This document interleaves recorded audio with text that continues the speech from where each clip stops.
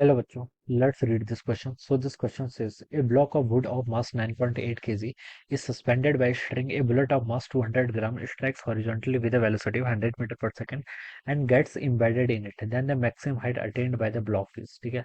अब ब्लॉक आपका कितनी मैक्सिमम हाइट अटेन करेगा ये आपको बताना है। ऑलराइट, तो देखिए बच्चों, इस क्वेश्चन का की कॉन्सेप्ट आप क्या लिख सकते हैं। The key concept of this question is, आपको क्या बताना है, maximum height attained by the block बताना है, ठीक है। तो gets embedded in it, alright. तो एनर्जी कंजर्वेशन का यूज यहाँ पर कर लेंगे, ठीक है। किसका? एनर्जी कंजर्वेशन का, ठीक है।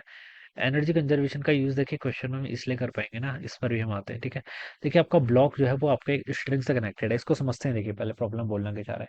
ये block of would of mass 9 suspended bye string, किसी स्ट्रिंग से आपने क्या कर रखा है, एक ब्लॉक को ऐसे सस्पेंड किया हुआ है, ठीक है। दिस इज अ ब्लॉक, ये आपका ब्लॉक है जिसका मास कितना, 9.8 kg के इक्वल, ठीक है। तो इस पर एक फोर्स mg से डाउनवर्ड डायरेक्शन में लगेगा, ठीक है। एक बुलेट थी, ठीक है। दिस इज द बुलेट, ये आपकी बुलेट है, ये बहुत वेलोसिटी से आ रही है।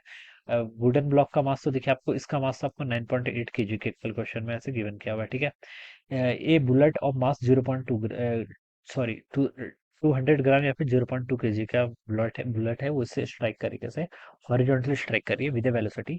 वेलोसिटी भी गिवन कर रखा है, ठीक है। कितनी आपकी, 100 मीटर पर सेकंड, ठीक है।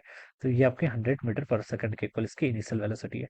अब ये इस पर इम्बेडेड होगी, क्या होगी, इम्बेडेड, ठीक है। ये आपकी मान लीजिए बुलेट यहाँ पर ऐसे अंदर इसमें धस गई, ठीक है, with velocity of 100 metre per second and gets embedded in it the maximum height attained by the block, ठीक है। तो बच्चों देखिए इसके पास एक ऐसे सडनली इंपल्स आएगा, तो ये ब्लॉक देखिए ऐसे जाते जाते ऊपर फाइनली यहाँ पर कहीं पहुंच गया। Now finally our block will reach here, ठीक है।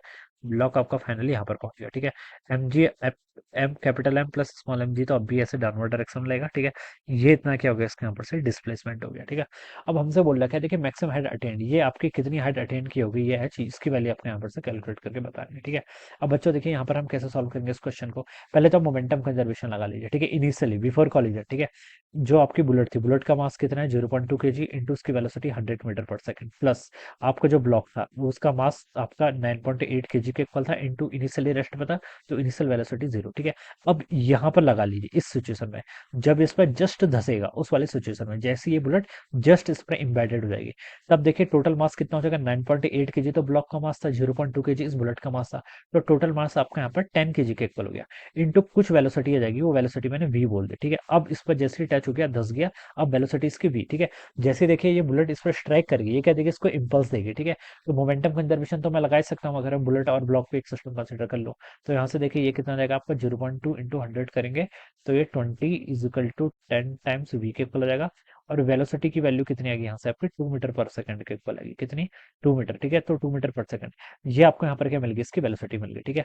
अब बच्चों इसके पास क्या है, 2 मीटर पर सेकंड की यहाँ पर से वेलोसिटी है, ठीक है। और देखिए ये ब्लॉक आपका, देखिए स्ट्रिंग के कारण यहाँ पर एक टेंशन का फोर्स लग रहा है, ठीक है। क्या लग रहा है, टेंशन का फोर्स। अब ये ब्लॉक देखिए धीरे धीरे आपको मूव करते करते यहाँ पर आ जाएगा, तो ये मैक्सिमम हाइट आपको बता रही है, ठीक है। अब बच्चों देखिए इस सिचुएशन को मैं 1 बोल देता हूँ, इस सिचुएशन पर 2, और 1 और 2 के बीच में आप एनर्जी कंजर्वेशन लगा लीजिए, ठीक है। एनर्जी कंजर्वेशन लगाएंगे तो 1 पोजीशन पर देखिए कौन सी एनर्जी है, ठीक है। ये मान लीजिए आपका जीरो पोटेंशियल एनर्जी का लेवल है, ठीक है। इसको मैंने यहाँ पर लेवल मान लिया, ठीक है। ग्रेविटेशनल पोटेंशियल एनर्जी बेसिकली, ठीक है। तो मैं लिख सकता हूँ, देखिए gravitational potential energy initially zero के इक्वल होगी। काइनेटिक एनर्जी आएगी बेसिकली कितनी, हाफ टोटल मास, ठीक है। अब तो देखिए ब्लॉक प्लस बुलेट का मास कितना आपका, 10 kg के इक्वल, तो वो 10 हो जाएगा। इंटू इनकी जो यहाँ पर से वेलोसिटी वो आपको 2 मीटर पर सेकंड है ना, तो उसका स्क्वायर कर लीजिए, ठीक है, ये आ जाएगी। सो ग्रेविटेशनल पोटेंशियल एनर्जी भी लिख ली और आपने काइनेटिक एनर्जी भी लिख ली, ठीक है। और कोई एनर्जी आएगी, और कोई एनर्जी नहीं आएगी, ठीक है, इज इक्वल टू, ठीक है।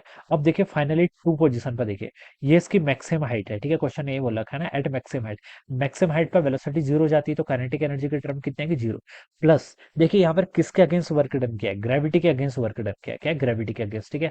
ग्रेविटी के अगेंस्ट देखिए कितना है आपका वर्क डन, आपका ग्रेविटेशनल पोटेंशियल एनर्जी की फॉर्म में स्टोर्ड होता है, और वो किसके इक्वल होता है, आपका mgh के इक्वल, ठीक है। तो ये राइज करिए तो उसकी पोटेंशियल एनर्जी क्या करेगी, आपकी राइज करेगी।